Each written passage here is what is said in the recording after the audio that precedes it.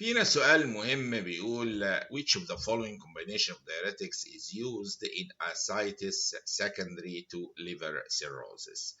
في حالات الليفر سيروزس في different combinations بنحبها، ولكن دايما بيبقى عندنا خوف ان احنا ندي بس بوتاسيوم لوزنج دايوريتكس لوحدهم، لان لو حصل بوتاسيوم لوس وهايبوكاليميا بتمبيد الجلوكوز انتري في البرين سيلز and it can aggravate موضوع الهيباتيك انكفالوباثي عند العيانين اللي عندهم ليفر سيروزس.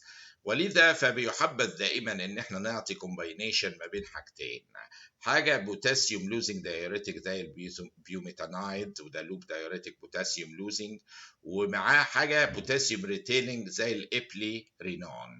الابلي رينون ده الدوستيرون انتاجونست، ويعتبر بيمنع الالدوستيرون اللي هو بيعمل صوديوم ووتر ري ابسوربشن وبوتاسيوم اكسكريشن، فده بيمنعه من الاكشن، مفيش صوديوم ري ابسوربشن في دايوريسيس ومفيش بوتاسيوم اكسكريشن، يقوم يعلي البوتاسيوم وده بيوطي البوتاسيوم، يبقى في بالانس ايه ما بينهم. فاستخدام في الليفر سيروزس دائما نميل لكومباينيشن ما بين بوتاسيوم لوزنج دايوريتك زي البيوميتانايد والابلي رينون اللي هو الدوستيرون انتاجونست بوتاسيوم ايه ريتيننج ايه دايوريتك زي ايه ما شفنا كده.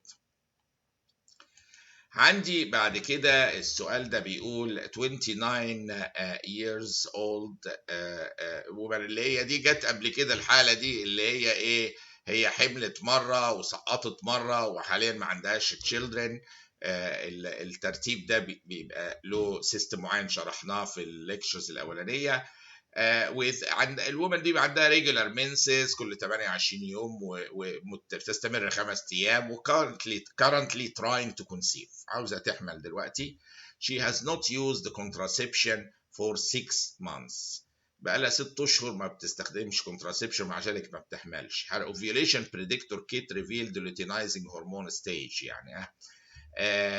يعني هي الفكره طالما وصلنا للستيج بتاع الليوتينايزنج هرمون يبقى دي مرحله ما قبل الاوفيوليشن، يبقى كل حاجه ماشيه سليم عندها في الهرمونز ما عدا لحظه الاوفيوليشن نفسها بقى ما ايه فيها خلل، ما بتعملش ريليس للاوفا اللي جواها. فهي طالما وصلنا الليوتينايزنج هرمون ليفل يبقى ايه ما فيش، يعني الموضوع اساسا لايكلي ان هو مشكله في الريليس اوف ذا اوفا اللي هي بيسموها فوليكولار سيست. تبدا الجريفيان فوليكل مش عارفه تريليس الاوفا وتبدا تنمو وتكبر وتسمى ايه فوليكولار ايه سيست زي الصوره دي او هنا برضو. دي occur when the follicle of the ovary does not rupture or release الأوفا. Instead it grows until it becomes a cyst. فهي طالما ما عندهاش أي مانع خالص يمنع الإيه الحمل ووصلت لوتينايزنج هرمون ثريشولد، يعني خلاص على شفا خلاص الستيب فاضل يوم والاوفيوليشن يتم، يبقى في مشكله في لحظه الريليس اوف ذا اوفا غالبا، واحتمال كبير نلاقي عندها ايه اوفيريان سيستس وفوليكولار تايب اوف سيستس اللي هي زي ما شرحناها دلوقتي فيلير للفوليكل انها ترابشر وتريليس الايه الاوفا. Which of the following about blood transfusion are false؟ هو حاطط مجموعه حاجات ولكن فيهم معلومه ايه واضحه انها فولس هنا اهوت، اللي هي البليتلت شيلف هاف لايف 3 ويكس دي 100% غلط. ده لانها اونلي ايه مدتها اقل من كده بكتير few days. فالبليتلتس are stored at room temperature for up to 3 to 5 days، يعني هو ايه لكن هي يعني 3 days هي بقى في الامن 4 days في ناس تقول، ولكن عمرها ما كانت ابدا ايه شيلف لايف للبليتلتس 3 ويكس، دي يعني خيال يعني. فالاجابه الغلط اللي هي دي، وهو عاوز الايه الفولس زي ما احنا شايفين كده، فدي طبعا ايه اجابه خاطئه تماما. الشيلف هاف لايف اوف ذا بليتلتس از حوالي 5 ايام بالكتير يعني.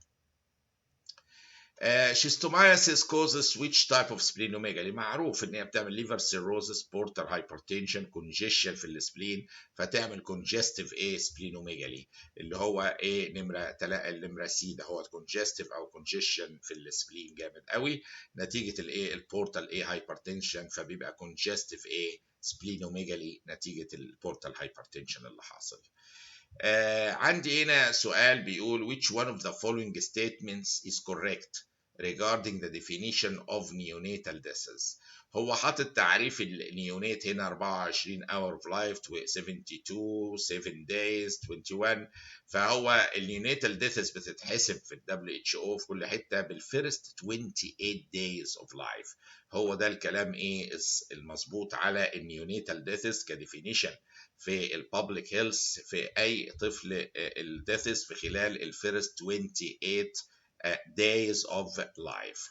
فهنا هو زي ما شفنا اول 28 يوم وليها اسباب عديده بقى، يعني البري تيرم بيرث كومبليكيشنز والسبسس نيومونياز دايرياز واسباب متعدده تعمل ايه النيونيتال ايه ديث، اللي هي كلمه نيونيت تساوي الفيرست 28 او 28 days of بعد الولاده. هو دول حديثي ايه الولاده، والى اللقاء مع الاسئله القادمه باذن الله.